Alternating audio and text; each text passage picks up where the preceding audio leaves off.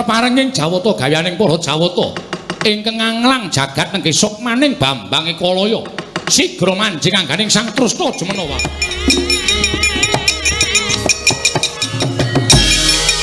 Manus maning jajaran sukertaning bauna iblis lanat tak inceng ana ing Tegal Kurukasetra. Saiki kelakon penjangkaku Begawan Durna. Kowe nyedani wong tuaku Kanjeng Rama Drupada. Utang nyawa, nyaur nyawa, utang getih, nyaur getih. Ing kene marganing patimu kowe Begawan Durna.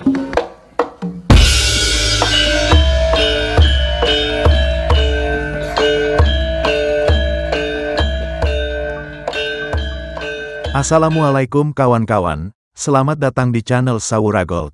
Di sini kami akan belajar mengenalkan dan menerangkan tentang tokoh pewayangan Jawa.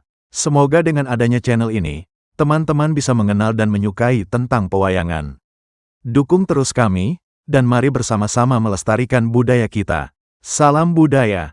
Pada video kali ini, kami akan belajar menerangkan tentang tokoh pewayangan yang bernama Drestadyumena, atau Trustajumena. Raden Drestadyumna merupakan putra Prabu Drupada, dari Kerajaan Pancala. Tokoh ini merupakan pembunuh Resi Durna dalam Perang Baratayuda Jaya Binangun. Dalam kisah pewayangan Jawa, Drestadyumna dikenal dengan sebutan Arya Drestadyumena atau Trashajimena. Dirinya mempunyai kakak perempuan yang bernama Dewi Drupadi dan Dewi Srikandi. Arya Drestadyumena lahir dari tungku pemujaan Prabu Drupada kepada dewa, setelah Resi Durna berhasil merebut separuh kerajaan Pancala. Setelah kejadian itu, Prabu Drupada membenci Resi Durna dan berambisi untuk balas dendam. Namun Prabu Drupada tahu bahwa Resi Durna sulit dikalahkan, karena Resi Durna merupakan murid Resi Bergawa, atau Rama Bergawa dan mempunyai senjata kedewatan. Akhirnya, Prabu Drupada menyelenggarakan upacara pemujaan agar memperoleh putra yang bisa membunuh Resi Durna. Upacara tersebut dibantu oleh para Resi.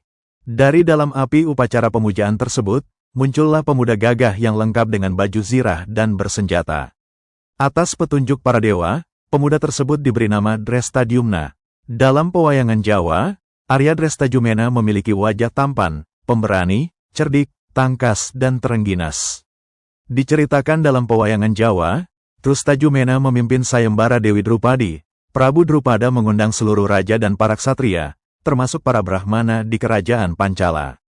Bagi siapapun yang berhasil mengenai sasaran dengan tepat menggunakan panah, maka berhak mempersunting Dewi Drupadi. Namun pada saat itu hanya Narpati Awangga atau Raden Karna yang dapat melakukan itu, namun ditolak oleh Dewi Drupadi, dan akhirnya sayembara diulang kembali. Ketika sayembara diulang, seorang Brahmana berhasil memenangkan sayembara, dan berhak mempersunting Dewi Drupadi. Namun Arya Trustajumena penasaran dengan Brahmana itu, karena seorang Brahmana merupakan kaum selalu bergelut dengan kerohanian dan upacara, bukan sebagai kaum pemegang senjata sebagaimana seorang ksatria.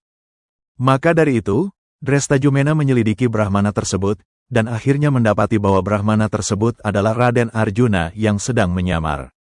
Arya Drestadyumena mempunyai istri bernama Dewi Suwarni, putri Prabu Hiranyawarma dari Kerajaan Dasarna, dan mempunyai dua orang putra bernama Raden Drestaka dan Raden Drestara. Dalam Perang Baratayuda, Drestadyumena tampil sebagai senopati perang pihak Pandawa menghadapi senopati perang pihak Kurawa yaitu Begawan Durna. Dalam perang besar itu, Begawan Durna mendengar kabar bohong tentang meninggalnya sang putra kesayangan yaitu Bambang Aswatama. Resi Durna tertunduk lemas dan hilang kekuatannya untuk bertarung. Pada saat itu, roh atau sukma Bambang Ekalaya, Raja Negara Paranggelung menyusup ke dalam tubuh Arya Drestadyumena. Kemudian Arya Drestadyumena maju dan memenggal leher sang Resi Begawan Durna. 3 hari setelah gugurnya Begawan Durna, maka perang besar berakhir ditandai dengan kekalahan Prabu Duryudana. Namun sebelum meninggal, Prabu Duryudana mengangkat Bambang Aswatama sebagai panglima, bersama 2 orang penyintas dari Kurawa yaitu Resi Krepa dan Raden Kartamarma, lalu menitipkan pesan terakhirnya. Dalam lakon Aswatama Landak, Bambang Aswatama melakukan penyerangan secara gerilya pada malam hari. Aswatama berhasil menyusup ke keraton, ketika para pasukan Pandawa sedang tertidur lelap.